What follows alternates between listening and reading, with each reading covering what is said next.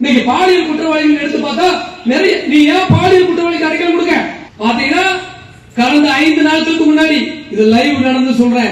5 நாட்களுக்கு முன்னாடி சென்னையில ஒரு ஐடி கம்பெனி வச்சிருக்கான், மிகப்பெரிய கோடீஸ்வரன், நாம் தமிழர் கட்சியில மாநில பொறுப்புல இருக்கிறான். அவன் அங்க ஒரு 50 பெண் பிள்ளைகள் வேலை பார்க்கு. அந்த 50 பெண் பிள்ளைகளையும் பாலியல் ரீதியாக அவன் துன்புறுத்தி இருக்கான். அந்த பொட்ட பிள்ளைகள அதுல 3 பிள்ளைகள் தைரியமா வருது, நாங்க இவன் மேல கம்ப்ளைண்ட் பண்றோம் சொல்லி. அந்த பிள்ளை அந்த 3 பிள்ளைல ஒரு பிள்ளை நம்ம முக்குளத்தூர் தஞ்சாவூர் பிள்ளை. அப்ப சென்னை கிண்டி ஸ்டேஷன்ல கம்ப்ளைண்ட் பண்றாங்க. இன்ஸ்பெக்டர் போலீஸ் வந்து கம்ப்ளைண்ட் எடுக்கல, 3 நாளா எடுக்கல. நக்கீரன் கோபால்கிட்ட போன் பண்ணி சொல்றாங்க, அவங்க சொல்லியுமே எஃப்ஐஆர் போடல. இதெல்லாம் அந்த மேடையில பேசுற ஆவணமா இருக்கும், அரசும் பார்த்தோம். உடனே எனக்கு போன் வருது, அங்குள்ள அட்வொகேட் அடிக்காங்க.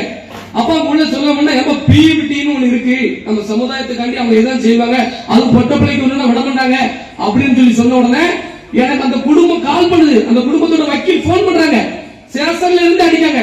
அண்ணே பிள்ளைய பாலியல் ரீதியா துன்புறுத்தாமனே வந்து துன்புறுத்திட்டான், கம்ப்ளைண்ட் பண்ண வந்தா சிஎஸ்ஆர் காப்பி கூட தரல அப்படின்னு. அப்ப எனக்கு தெரிஞ்ச பத்திரிகையாளர்கள், மூத்த பத்திரிகையாளர்கள் சென்னைக்கு அடிச்சு எப்ப அந்த மாதிரி பண்ணிருக்கான், இம்மீடியட்டா அவனை அரெஸ்ட் பண்ண சொல்லுங்கப்பா, எஃப்ஐஆர் போட சொல்லுங்க. அவங்களும் போன் பண்ண நடக்கல. நைட்டு டிஜிபி அலுவலகத்துக்கு தொடர்பு கொண்டு பேசுறேன்.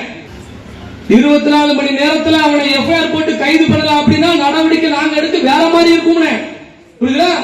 வேற எங்களுடைய நடவடிக்கை வேற மாதிரி இருக்கும். நைட்டு 1 மணி 2 மணி வரைக்கும் நான் சொன்னேன், எஃப்ஐஆர் போடாம நீங்க அந்த இடத்த விட்டு போகாங்க, நீங்க அந்த ஸ்டேஷன்ல இருங்க அப்படின்னு. அதே மாதிரி இருந்தாங்க. நைட்டு 2:30 அந்த பாலியல் குற்றவாளியை அரெஸ்ட் பண்ணி சிறைப்படுத்தினாங்க. எல்லா டிவிலையும் வந்துச்சு, எல்லா டிவிலையும் வந்துச்சு. இந்த மாதிரி பல்வேறு இடங்கள்ல குற்றவாளிகளை நம்ம இங்க இருந்துகிட்டு கைது பண்ணிட்டு தான் இருக்கிறோம்.